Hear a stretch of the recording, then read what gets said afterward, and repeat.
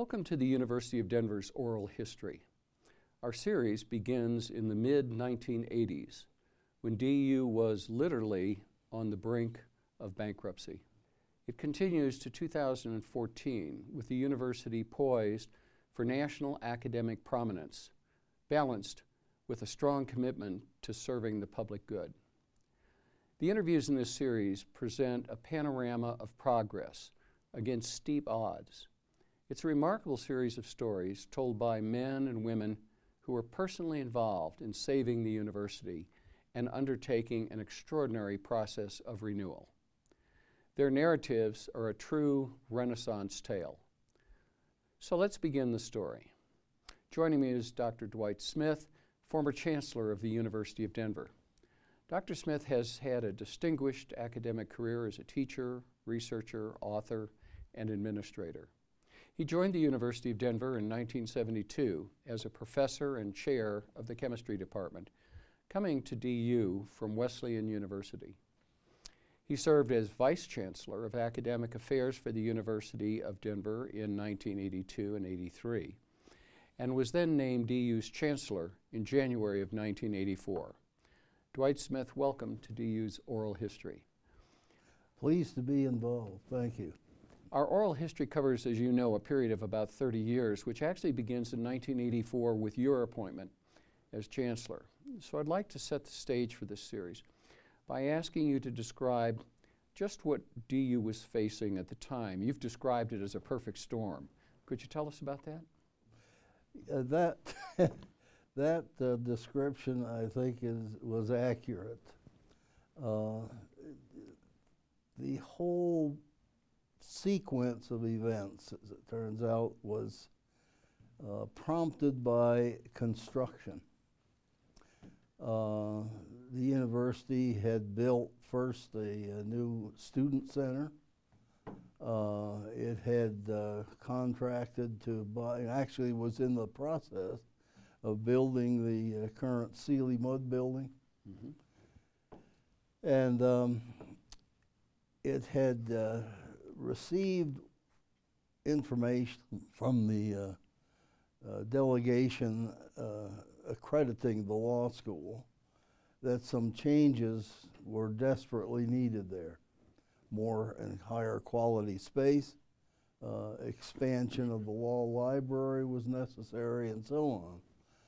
So the administration, the previous administration, was faced with dealing with that and knowing where in the world they could construct a suitable building for the College of Law. It turns out that the boards of University of Denver and the Colorado Women's College had been negotiating about the transfer of assets from Colorado Women's College that had run into serious financial problems to the University of Denver. With that transfer, of course, would come space. Mm-hmm. Where we could build a law school, a new law school, and also house the departments of music and theater. A very fine facility. And so that transfer of assets occurred. Colorado Women's College became part of the University of Denver, and the construction of the law building, the new law building, named, by the way, after a noted alumnus, was proceeding. Unfortunately, it was about that time that the economy in Denver took a real nosedive. Not only that, but the university had learned that the distribution of assets from a bequest of one of our alums was not to be what was presumed to be.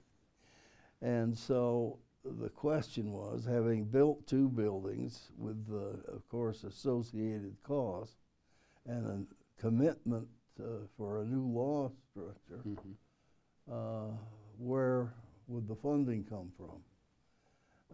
Just to give you an example, the current law school, current at the time, was just to the south of the Civic Center, contained in 2 smaller buildings. And the sale price for those buildings was judged to be about $13 million. Literally within months, the value of those buildings plummeted to about half that value. But you were already moving forward. Right. Yeah. So that really created some serious problems. Ultimately, it led to debt, which was another problem.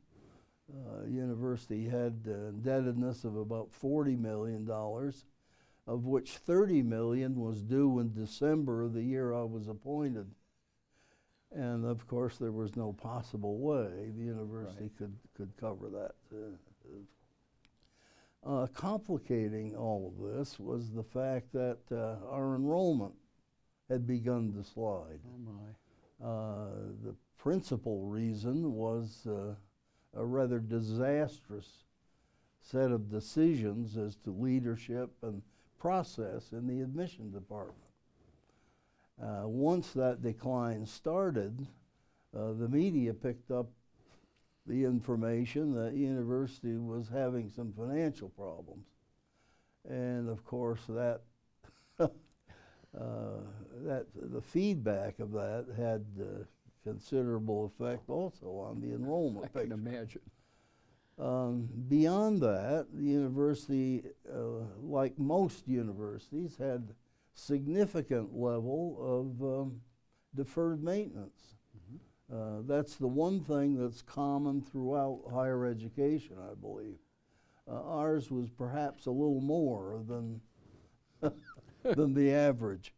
So we had that problem. And as I say, the indebtedness had mushroomed due to some of the building projects and the need to cover the funding. So all in all, if you take this series of events, all of which happened in a very short period of time,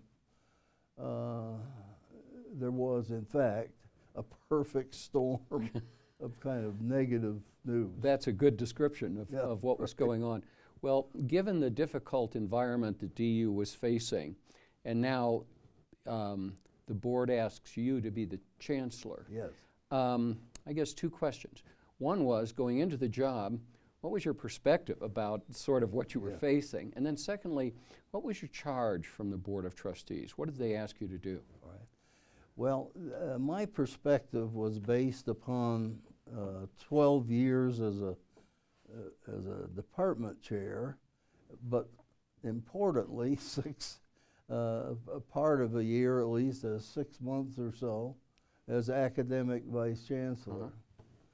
And it became very clear to me, looking at these problems associated with the situation at the time, that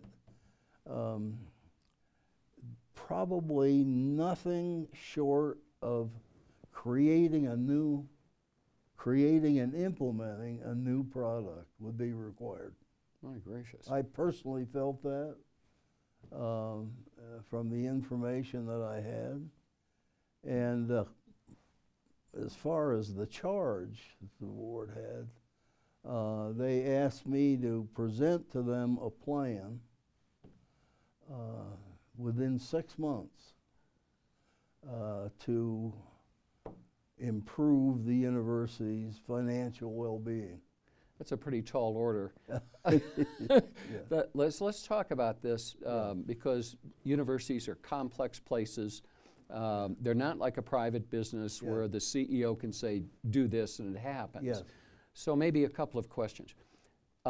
First of all, how did you decide what to do? What informed the plan? How did you gather the basic information? All right. if I could begin by saying that one of the first things that I think needed to be done was to share the realities of the university situation with the entire university community.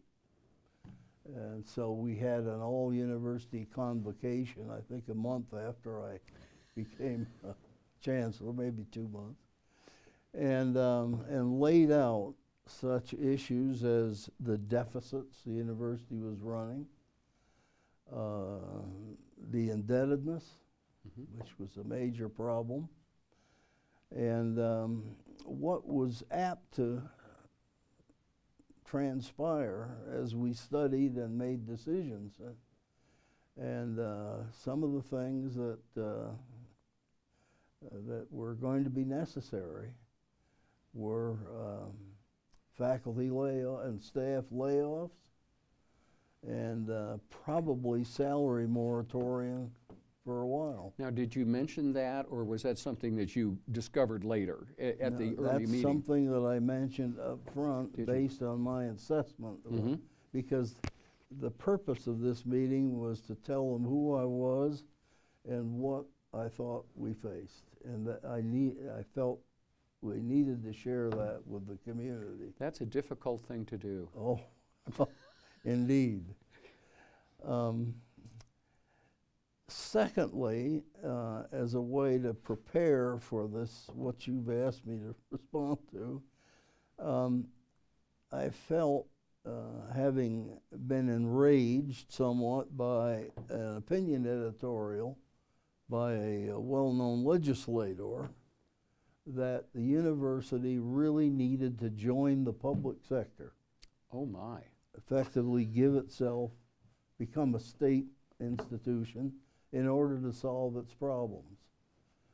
And anyone who's been in private education as long as I have kind of bristles at that notion. Anyway, there was a solution, I felt, and that was to put in the hands of a very competent economics group the question of what the university's impact was, financial impact on the community. Ah, sort of the value to the community in economic terms. What is the value in financial terms of this university to the community? We had that study done, and all of us were, I would say, shocked by the impact that the University of Denver has on the community. That was, of course, widely circulated to the bankers and foundation community. And I would have to say that they reacted quickly and positively in terms of at least getting appointments with the bank president and whomever. So that was the start. So if I'm hearing you correctly, in a sense, instead of treating this as just an internal DU problem, you really brought it as a community issue and opportunity, probably. Correct. Very Correct. interesting. I felt that if we were going to succeed, we needed community support. That was very interesting. Yeah. And so, so you used consultants. Did you keep? I'm sure you kept the board briefed as you were going along. Absolutely. Absolutely. Yeah. At some point, did you bring them together and say, "Here's what we're thinking. Here's the plan," or how did that emerge? The first thing I told them and told the community was that you cannot solve a problem in the timeline that's required. And to the extent we need to gather information for appropriate decisions, we have to do several study processes in parallel. Oh, all right. You can't study, well, let's solve this problem, then we'll move on to the next. We had to do this in parallel. And so we created a series of committees that were staffed by leaders in the academic community at DU. One was called a select committee, whose role was to assess the information as it came in and kind of integrate everything and come to some recommendations. One was a program review committee. Oh. That, of course, sent signals of alarm. Right. But we really needed to know, and we let each department, each unit, assess this for themselves. What is their quality vis-a-vis other institutions? What is their centrality? Do they really fit the mission of the university as we know it now? Is it, are the costs and the university's resources sufficient to continue to pursue those areas? And what is the probable demand for the product, the student product that we generate? Now, one could think that the answers to such questions could be self-serving. Of course. How? Of course. How did I guess the departments and units respond, and B, what was the test against reality to their responses? The sense of reality was we had a series of consultants, very good people, I'd have to say, a group that had a previous contract with the university to help the board and the chancellor at some time previous, called Institutional Strategy Associates in Cambridge, Massachusetts. And the people that were given to us to help with this assessment and direction in a way were from institutions like Penn State, Chicago, Stanford, Oh my. Berkeley, and the head of Institutional Strategy Associates. And they were of enormous help.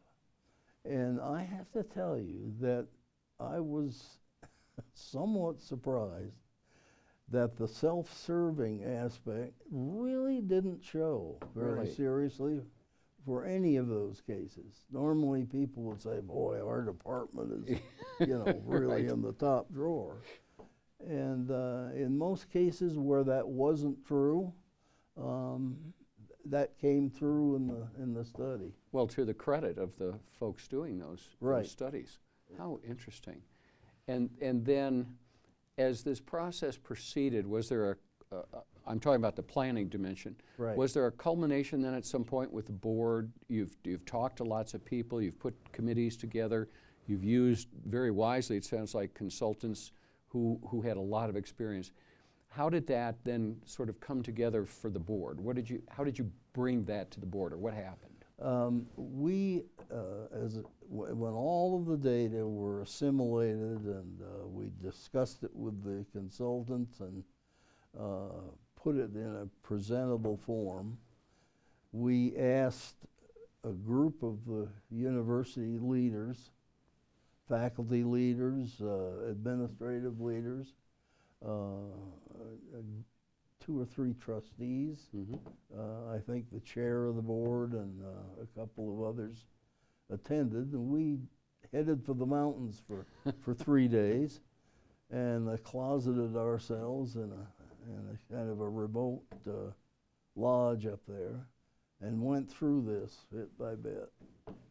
And while the discussions led to some changes, by and large, by the end of that 3 days, there was, it was a consensus. There was a consensus in that group that this was the best approach to take. And that was then put in the form of a document, quite a thick document, which is somewhere in the archives, I'm sure, that told the story to the faculty and what we were about to do. That is, once we had given it to the board, of course. You're right. They had acted on it. So you told the faculty and the DU community, here's the plan. Yes. And I'm sure that embedded in that were a whole series of very difficult decisions. Oh, yeah. Could you talk about the articulation of the plan, things that you did now to begin to implement the plan? And I'm sure there were a lot of challenges. Yeah.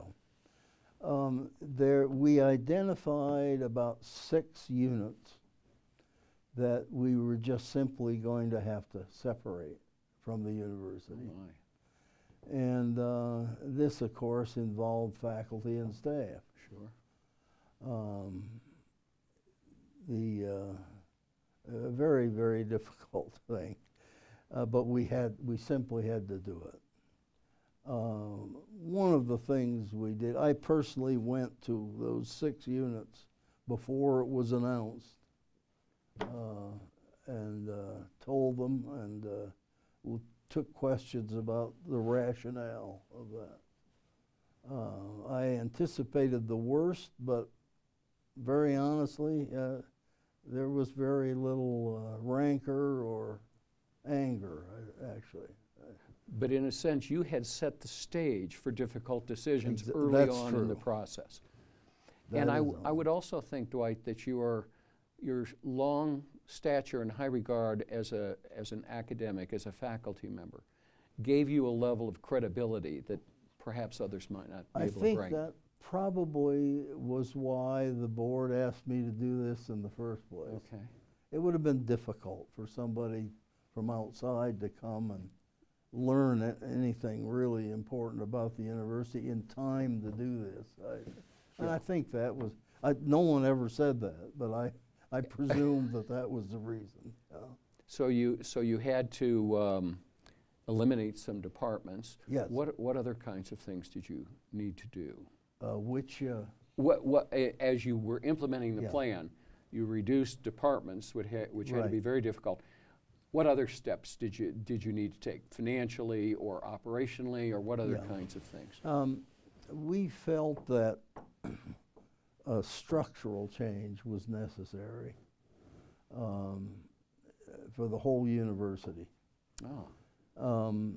One of the things we did was, although this came a little later, but it really ties to all of this, we wanted to change the co-equal vice chancellor senior staff to one that was basically headed by a provost who was more than equal among equals. Right. You know. And for those listening who aren't familiar with the provost idea, that person is really like the chief operating officer. Correct. Is that right? Mm-hmm. Perhaps that's what we ought to call them. Well, that's in the academic circles, it's usually referred to because they really are responsible for the budget. Mm-hmm. Yeah, and that's how you, you state your priorities by how you, as you know, you sure do construct the budget. You sure do. And that's right. What about, Dwight, what about the deans and the organizational structure of the university? Did you have to adjust that in some ways as well? Yeah, we did. We had a large College of Arts and Sciences that included all of the undergraduate teaching entities. We decided that it ought to be more like our our neighbor or our family of institutions, and create about 4 faculties and reduce the size of this to maybe 50 or 60 faculty per unit. Oh, I see. And the units turned out to be natural sciences, social sciences, math and computer science, and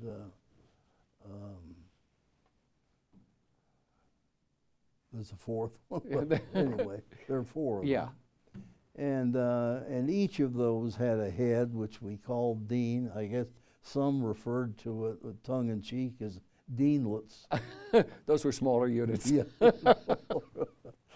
and very good people, well established within the community, and that went rather well. That, of course, in addition to business and law. Yes. Yeah. And so lots of operational changes, restructuring, difficult decisions. Could we focus a second back on the financial piece? Surely. So you're making lots of operating decisions, but you still have this big financial problem out there. Absolutely. You need to tell us about how you did that, Yeah, and where you were. The first thing that was done was a reduction in the salary load. We reduced faculty from 450 to 390, reduced our faculty by 60. Oh my goodness. You know, a whole college basically. Exactly. Within and that was necessary, and of course, along with that went an equal or larger number, I think, actually, of staff and people associated with the department in a functional capacity. So that was a big bite that we took. The second thing we did was to work hard on the renegotiation of our indebtedness, the refinancing. That was absolutely before December. That had to be done. There are people who were, and some of the board helped with this, there were people in the financial community, which I'm not, but worked with us in getting a refinancing done, which we did. Now, Dwight, you said by December. December of what year was that? Was that the first year, December of? Yeah, it was. They were due in the 30 million was due in '84. So what you've been describing is like a year's activity. Yeah. It's just astonishing to me that you could do so much in a year. Well, you know, boy, there's a lot of because, you know, we had all of these task forces looking at, we had a student group trying to tell us what the students saw and what their needs were. We looked at, of course, this program review. We had an interesting group that sat around almost weekly for quite a long time, just thinking about what you would put together if you were going to create a university, a new university in the Rocky Mountain region. What would you have to fit this and our history? And sure. That was kind of fun in a way. We included former Chancellor Alter in that group, and the Dean of Admission, who had a good sense at that time, a new one, had a new sense of what students really needed to look for, and some faculty. And, we had and I participated in that. So we had several parallel paths to try to gather. Which, as you said, you would have to do to operate in such a short period of time. Yes. You couldn't do things sequentially. That's correct. Yeah. That's correct. Well, so in that year, and I'm sure beyond that, you made lots of difficult decisions. Tell us about some of the results you achieved. So you've now gone through this fire and fury and all difficult things. What, within a couple of years, what were the outcomes of these very tough decisions? Okay. Let me start the response to that by saying that one of the things that was hardest for me, and I think for everyone involved, was to see colleagues dismissed and sent down the road. Well, the first thing we did was decide that this had to take place over a year to allow, first of all, faculty to find alternate, and we helped with placement expertise there.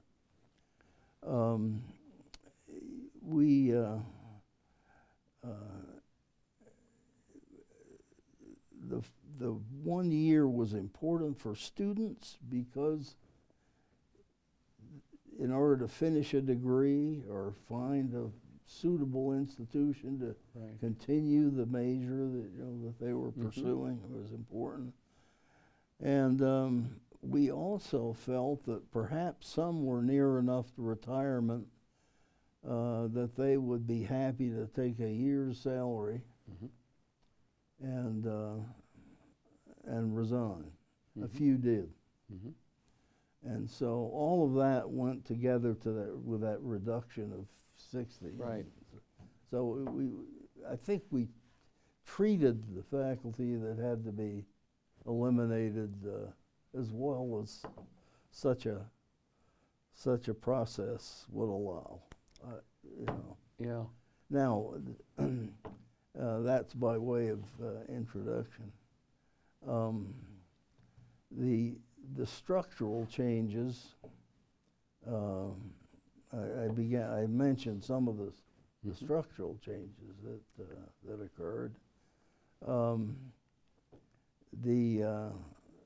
We had a lot of other units that haven't been part of this discussion yet that had been started. Some things like a core curriculum or the college core, which was, I thought, a marvelous experiment, one which many, many institutions went through about a decade later. Well, really, I mean, you were doing some very interesting things. You were creating this common core, which, as you noted, other universities did a decade later or whatever. That's right. And you were using interdisciplinary approaches, which, of course, today is what everyone is trying to do many years later. Yes. So you really were on the cutting edge in many regards. I think we were. I think it's kind of unfortunate that didn't survive for various reasons. Went for a while. But the focus on teaching, I think, was something that had an impact way beyond the attraction of students, which is we've already stated we really needed. You bet. It had an impact that you can see today in the focus on the quality of teaching and the way it's done and so on. There's no question about the impact. So even though the actual curriculum finally evolved into something else, it really had an effect that far beyond that particular attempt to solve a serious problem. Right. And you were operating, it just occurs to me, you were operating on 2 campuses now at this point. That is correct. And that in itself, I'm sure, could be challenging. Yeah. We had transportation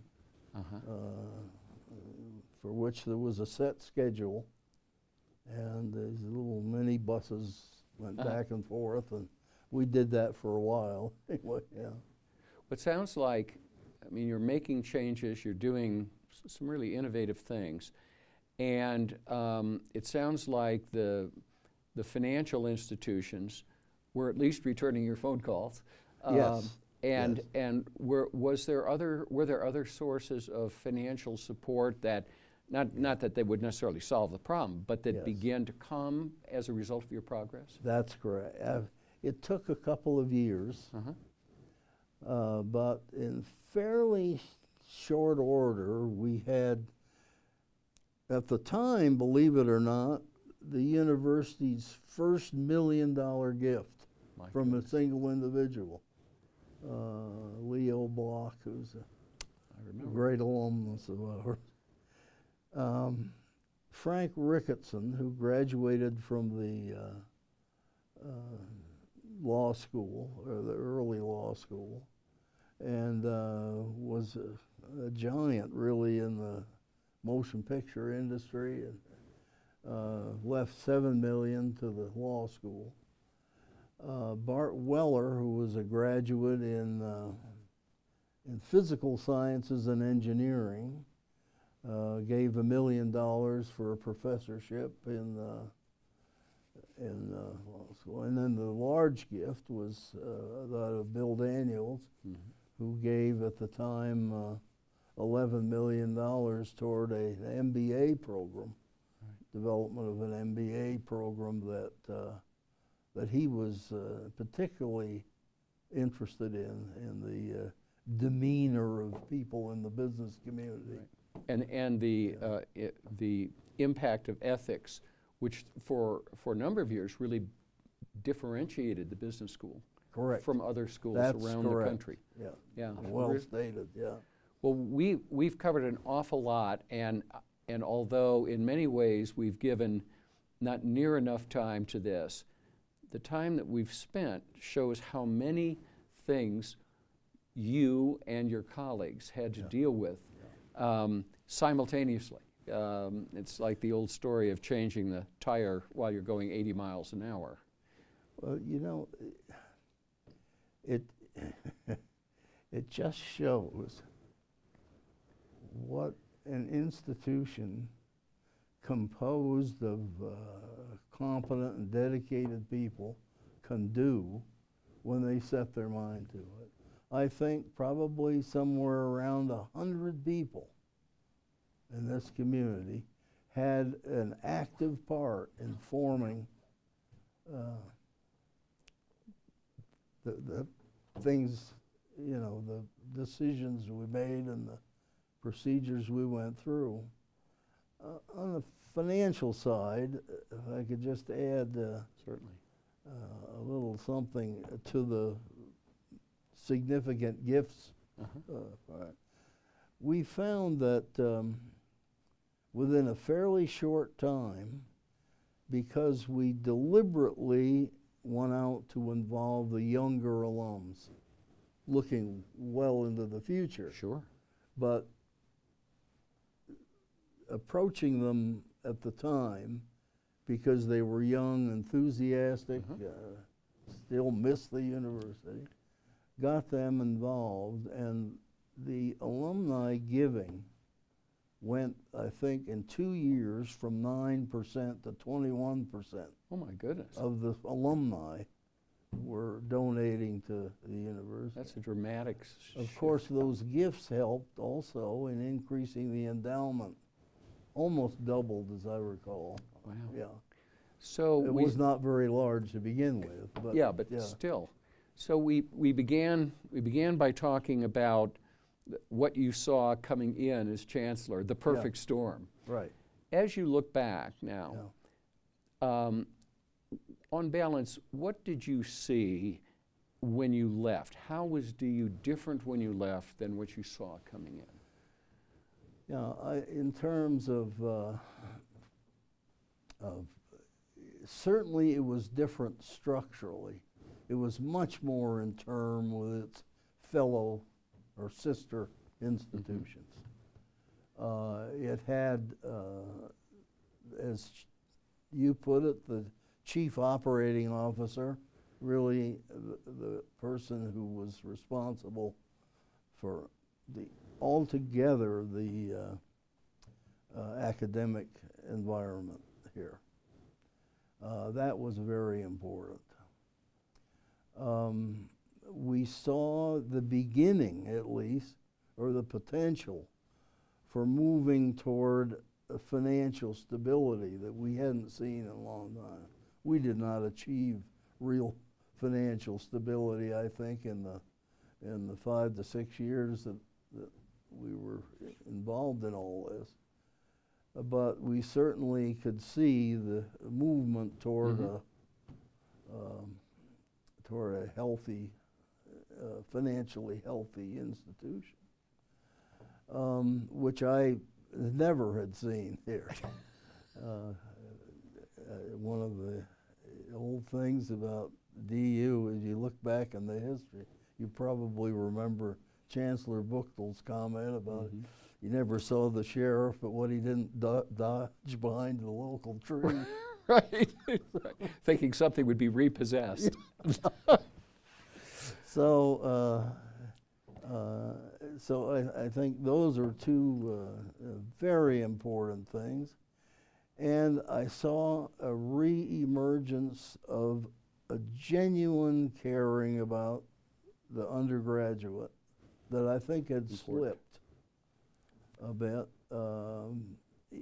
You know, so many institutions have reputations they do because of the research, the development that they do, and that's important, very important. But sometimes the teaching actually takes short shrift, and I've seen that period, that very trying period, resulted in a, you know, a really kind of a commitment of the institution, community. And I think that commitment exists today. Yeah. But this was really the renaissance of that commitment. Well, Dwight, thank you so much for taking time to take us through this journey, which was, I'm sure, very challenging, but probably DU is here today because of what you and your colleagues did to keep the university together during those most difficult times. I appreciate your insights about the really difficult and courageous steps that you and others took to keep the university moving forward. Well, I hope you'll join us in the future as we continue the story of the University of Denver's remarkable renaissance. I'm Jim Grismer. Thank you for watching.